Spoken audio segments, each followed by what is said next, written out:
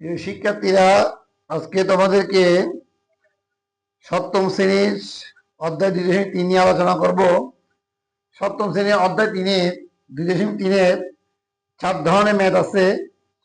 একটা হচ্ছে ট্রেনের অঙ্ক, একটা কাজের অঙ্ক, একটা হচ্ছে চৌবাচ্চার অঙ্ক, আরটা হচ্ছে সেতুর স্রোতের অঙ্ক। আজকে তোমাদেরকে আমি ট্রেনের অঙ্ক নিয়ে আলোচনা করব। দেখো, একটা প্রশ্ন দিচ্ছে 120 মিটার দীর্ঘ একটি ট্রেন 330 মিটার দীর্ঘ একটি সেতু অতিক্রম করে। ট্রেনটির গতিবেগ ঘন্টা 30 কিলোমিটার হলে সেতুটি অতিক্রম করতে ট্রেনটি কত সময় লাগবে? আচ্ছা, একটা জিনিস খেয়াল করবা, যেহেতু ট্রেনটা সেতু অতিক্রম করবে, ট্রেনটা যদি একটা সেতু অতিক্রম করতে হয় তার নিজের দৈর্ঘ্য সহ অতিক্রম করতে হবে। তাহলে ট্রেনটি সেতু অতিক্রম করতে চাইলে ট্রেনটি মোট অতিক্রম করবে 120, কারণ ট্রেনের দৈর্ঘ্য 120, সেতুর দৈর্ঘ্য 330। তাহলে কত হয় 450 মিটার। এরপর আসো, ট্রেনটির গতিবেগ ঘন্টায় 30 কিলোমিটার। তাহলে 30 কিলোমিটার সমান 30,000 মিটার। এটা কিভাবে করলাম? 1 কিলোমিটার সমান 1000 মিটার। তাহলে 1 কিলোমিটার সমান যদি 1000 মিটার হয়, 30 কিলোমিটার সমান 30,000 মিটার। আর যেহেতু এটা মিটার আছে, তো এটা আমি মিটার নিয়ে গেছি। আচ্ছা, ঘন্টাকে 1 ঘন্টা, 1 ঘন্টা সমান 3600 সেকেন্ড। কিভাবে পাইলাম 1 ঘন্টা সমান 3600 সেকেন্ড? এক এক ঘন্টা সমান 60 মিনিট, 1 মিনিট সমান 60 সেকেন্ড। তাহলে 60 গুণ করলে 3600। 1 ঘন্টা সমান 60 মিনিট, আর 1 মিনিট সমান 60 সেকেন্ড। তাহলে 1 ঘন্টা সমান 60 গুণ করলে 3600 সেকেন্ড। এরপর দেখো কি করছি। এরপর দেখো, ট্রেনটি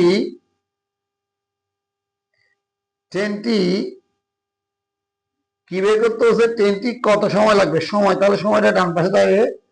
ট্রেনটি 3000 মিটার যায় 3600 সেকেন্ডে। ট্রেনটি 1 মিটার যায় 3600 ডিভাইড বাই 30,000।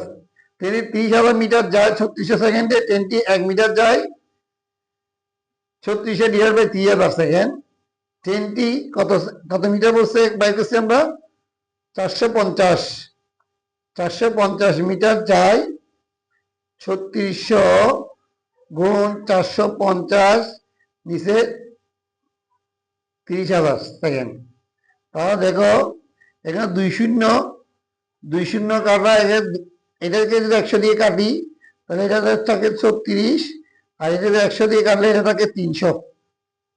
আচ্ছা, এরপর দেখো, এটাকে যদি আমি 100 দিয়ে কাটি, আবার এটাকে যদি আমি 10 দিয়ে কাটলে 30, 10 দিয়ে কাটলে 45। আচ্ছা, এটাকে যদি এখন 45 আছে, 36 আছে। এরপর দেখো, এটাকে যদি আমি 15 দিয়ে কাটি তাহলে 3, এটা দিয়ে 15 কাটলে 2, 2কে 36 দিয়ে কাটলে 18, 3 18 54 সেকেন্ড। তো কাটাকাটিটা একটু বাসায় বেশি বেশি প্র্যাকটিস করবো, বুঝছো? ওকে, এটা এরপরে আমি আলোচনা করব আরেকটি অঙ্ক। দেখো, 100 মিটার দীর্ঘ একটি ট্রেনের গতিবেগ ঘন্টা 48 কিলোমিটার। ওই ট্রেনটি 30 সেকেন্ডে একটি সেতু অতিক্রম করে। সেতুটির দৈর্ঘ্য কত? তো এখানে সেতুর দৈর্ঘ্য বের করতে বলছে। তাহলে দেখো শিক্ষার্থীরা কিভাবে করবে এটা। যেটা 48 কিলোমিটার বলছে, 48 কিলোমিটার সমান 48,000 মিটার। কিভাবে? এখানে লিখে দাও 1 কিলোমিটার সমান 1000 মিটার। আর 1 ঘন্টা, 1 ঘন্টা সমান 3600 সেকেন্ড। তাহলে দেখো ট্রেনটি 3600 সেকেন্ড না, কি বের করবো? ট্রেনটি 3600 সেকেন্ডে কতটুকু যায়। এখানে দেওয়া আছে, বলছে 30 সেকেন্ডে একটি সেতু অতিক্রম করে। তাহলে আমি লিখবো যে ট্রেনটি 3600 সেকেন্ডে যায় 48,000 মিটার। ট্রেনটি 1 সেকেন্ডে যায় 48,000 ডিভাইড বাই 3600 মিটার। ট্রেনটি 30 সেকেন্ডে যায় 48,000 ইন্টু 30 ডিভাইড বাই 3600। তাহলে যদি আমি কাটাকাটি করি, 100 দিয়ে কাটলে 36, 100 দিয়ে কাটলে 480। এখন দেখো এটা 36, এটাকে যদি 12 দিয়ে কাটলে 3 12 34, এটা দিয়ে 12 করলে 4 12 48, 0 40, 3কে এটা দিয়ে করলে কত হয়? 10।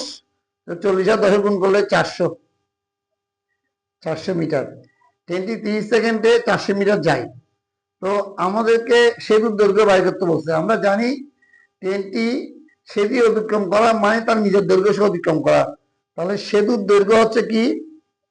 সেতুর দৈর্ঘ্য এই জায়গায় 400 মিটারের মধ্যে সেতুর দৈর্ঘ্য আছে, ট্রেনের দৈর্ঘ্য আছে। তাহলে সেতুর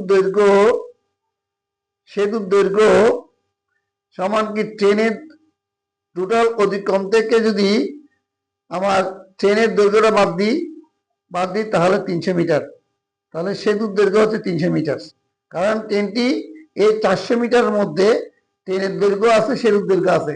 তাহলে সেতুর দৈর্ঘ্য থেকে আর ট্রেনের দৈর্ঘ্য একত্রিত হচ্ছে 400 মিটার। এখান থেকে যদি ট্রেনের দৈর্ঘ্যটা বাদ দিই তাহলে সেতুর দৈর্ঘ্য হচ্ছে 300 মিটার। তাহলে সেতুর দৈর্ঘ্য 300 মিটার। আজকে তোমাদেরকে আমি ট্রেনের সম্পর্কিত দুইটা ম্যাথ পরীক্ষায়, এই দুইটা ম্যাথ থেকে একটা ম্যাথ দিতে পারে। এরপর আমি আগামী ক্লাসে তোমাকে চৌবাচ্চার অঙ্ক আছে, চৌবাচ্চার অঙ্কের উপর একটা ক্লাস নিব। এরপর কাজের অঙ্কের উপর একটা ক্লাস নিব। তারপর মোটামুটি এই চ্যাপ্টারটা তোমাদেরকে ক্লিয়ার হয়ে যাবে। ঠিক আছে? ওকে শিক্ষার্থীরা, সবাই ভালো থাকো। আল্লাহ হাফেজ।